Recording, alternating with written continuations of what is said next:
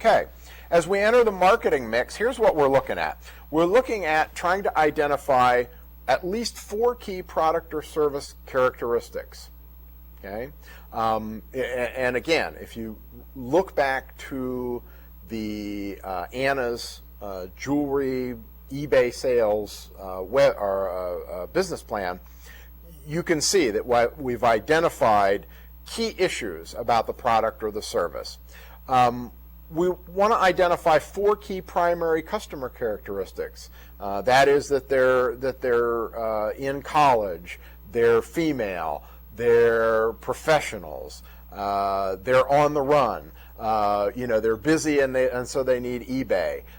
They like unique pieces. The secondary customers are international in nature, and again, they want to display their worldliness.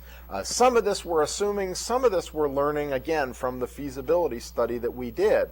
And feasibility studies are very important. What we learned very early on was one of the best ways to test feasibility is to go sell some. And in Anna's case, which is an amalgam of a couple different businesses, so that we didn't betray any confidences here, we went out and we tested them, both on eBay and through flea market sales. And we also did some research. We talked with people who had similar businesses, and we learned how to do eBay as well, so that we could offer advice in this. So, there's a bunch of components to figuring out the marketing and the proper product placement. I've got a picture up there of a Barbie doll. A Barbie doll, very, very interesting history behind Barbie. It's still, I think, the world's top-selling children's toy, sells internationally. I think a Barbie doll, there's at least one Barbie doll sold something like every 10 seconds in the world, even today, for as long as that's been around. The woman who started Barbie was basically watching TV and was noticing that children's toys were being marketed to adults because logically it made sense that adults are the ones who are making the purchases. They have the money. What she thought was, well, wait a minute, the people who are influencing the purchaser, though, are the kids. They're bugging mom and dad to buy them this toy. And so she started marketing on the Mickey Mouse Club this thing called the Barbie doll. And the commercials were set specifically to the children who were watching that show and not to mom and dad. And basically that turned marketing on its ear. We found similarly that when we were getting ready to sell something, when we were talking about the marketing and the sales and how to put this process together, we went out and tested that. In one case, we were working on a gift basket business, gift baskets with a pet theme. So we had horse baskets and we had dog baskets and we had cat baskets. And we took that out in a class that we were doing. We gave each team a basket, a different kind of basket, and we said, go downtown and find some retail spots for us. Have the retailers look at the baskets and offer advice on how we might redesign them, other things that we might add to them. And we came back from that thinking, changing our entire thinking about who our market was. We thought that our market were pet lovers. And what we found was that our market was actually people who were friends of pet lovers who needed a gift, a birthday gift or a new pet gift or a housewarming gift for that person who likes pets or has pets. So it was a very, very different sort of way that we wrote up that plan then after that little bit of research. And again, that research took a couple hours to do, and it gave us a much stronger business plan. So we want to look at those key characteristics of the business. Who is that primary customer? Who's the secondary customer? And how do we take care of both of them?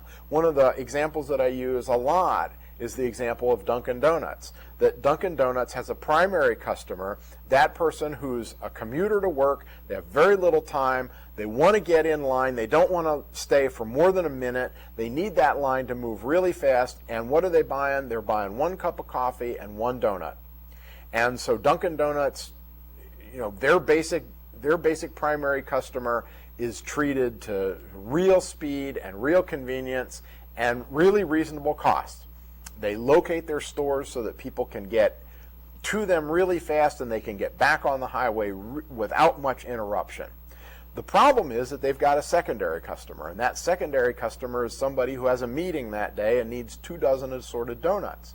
Now, if that person gets in that fast lane, right, and slows everybody down because they're trying to figure out what donuts to order, Dunkin Donuts has just angered a whole lot of their customers. And generally, when customers have been angered, they don't come back. They go to somebody else to buy their donut. So what Dunkin Donuts does is that they have pre-selected assortments, and you buy them by the dozen. And it takes just as long to do that as it does to buy a single donut and a single cup of coffee. The other thing that this brings up that people don't think about a lot is how many sales do you have to make in a day to make a living? We probably get, every week, we get a proposal of somebody who wants to sell greeting cards. And it's almost always greeting cards one at a time. Well, the profit on a greeting card is usually not over about 25 cents. And so think about this. If you're working on a business that requires many, many, many sales a day to make a living, then have you established a model, a business model, that allows for that many sales? Think about if you need to make $12,000 a year, how many cards at 25 cents a piece profit, how many do you have to sell? How are you going to get your cards into that many places? And think about all the sales calls that you're going to have to make to outlets to get in there. It's an astounding number, right? And so I think that business planning helps to clarify, maybe we need to change that model. Maybe we need to think about how it is that we sell packages of a dozen cards at once, and we develop a series of seasonal cards or holiday cards, and we have certain markets. Maybe we only sell to high school fundraisers. There's a variety of ways. Maybe we only sell to insurance companies that send out birthday cards to all of their customers every year, and we have to go get 12 accounts. And all those 12 accounts, each of them has 3,000 customers. Then we've changed our business model. We're still selling the same product, but we're selling it differently, right? We're making 12 sales calls instead of 1,000 sales calls. That drives your price or your cost of sales way down. So again, going through this process is really sort of like a job analysis. You're really thinking through, how does this work get done, and does it really make sense? And a lot of times people get about halfway through their business plan and go, you know what, the way I was thinking about this doesn't really make sense. But now that I've written it, and writing it does make a difference. As you're sitting down, you're trying to order things logically. That's the power of a business plan many times, is that it makes us think critically about what comes first, what comes next, and is it really doable, right? So we also want to describe two things that the product or service won't do. And the reason why we do that is not so much for planning necessarily, but it's to see if, well, are there some things that we're telling the customer that maybe we better clarify? For those of you who work in the developmental disability system, if you ask the typical person on the street, is there a difference between you and the mental health center down the street? Most people on the street can't say that. They can't tell you what the difference is. That's a marketing issue, especially if that's a small business, right? So you want to make sure, for Anna's business, one of the things that she isn't is that she's not a retailer of diamond rings. That's not what she does. And so she's not the place that a couple looking to get married would go. She's not the appropriate place. Does that mean she needs to say that? No, but she wants to analyze any of her marketing approaches to say, am I about to disappoint a customer? Have I lured a customer in who I'm going to have to say no to? We want to avoid that generally, okay? So as we move on, we want to answer this question. Why will people buy from your business? What makes you different? How is it that you're going to attract them to you? Why should they buy from you and not from somebody else? Is it that your quality is higher? That's something that we recommend a lot. Is your service better? That's another thing that we recommend. Are you cheaper? Well, Lord knows that there's a place for low-cost niche. Kmart has exploited that very, very well, and they've made billions and billions of dollars. It's not always doable, however, especially on a small business scale where you can't buy your raw materials or you can't provide the service faster than somebody else. So don't automatically go to low-cost niche. It's not necessarily a great niche for you. High customer service. Again, if we think about that Pareto rule, Pareto being a Spanish statistician who figured this out years ago, that again, 80% of your income is going to come from 20% of your customers. Well, those 20% are the satisfied repeat customers who keep coming back, and they don't cost you very much because you already got them. You don't need to advertise to them. You don't need to do specials. You don't need to do discounts to them. They already like you. And so they're your bread and butter. So you want to think about, again, how do I get those repeat customers if it's that kind of business? How's your business different from the competition? Have you looked at your competition? Who are they, right? What differentiates you? Probably in every major city there's 1,000 people who sell hamburgers. Well, how is it that they do that? Well, for things like fast food or restaurants in general, one of the primary issues is not the food, it's the location. It's how convenient is it? How close to work or how close to home is the restaurant? That really drives a lot of restaurants. Now, restaurants that sell not on location but on high quality also generally are higher priced, and people will drive across the city to get an opportunity to eat at one of those kinds of restaurants. That's a whole different market, right? And that's a whole different marketing strategy, right? That has to do with status, and that has to do with certain kinds of buyers. Not everybody's going to go to that restaurant. You're looking for people with perhaps high amounts of disposable income who can afford $100 a night or a $100 dinner, okay? So again, think about how are you different from your competition. Very, very important, right? And how will customers find you? What process are you going to use? Are you going to do radio and TV advertising, which typically for small businesses we don't find very effective, partly because we don't have the kind of budgets that we're talking about that allow us to get the kind of market penetration and repetition that it takes to get a sale from those kinds of advertising techniques. What we generally use in small business is a process called listing, and that is that you put your product or service information where people expect to find it. Okay? Another way to look at it is that advertising is intrusive. Advertising disrupts you. One of the reasons why advertising on television tends to be humorous is that, if you're going to break into somebody's living room and introduce or interrupt their favorite TV show, you better be fun to have around. And so that's one of the reasons why humor sells so well, or at least that's what they tell us out of the marketing industry. But generally, advertising interrupts what you're doing. It's intrusive, it's in the way, it's that telemarketer calling you at dinner time. It's something that you don't necessarily want, even though you might be interested in that product.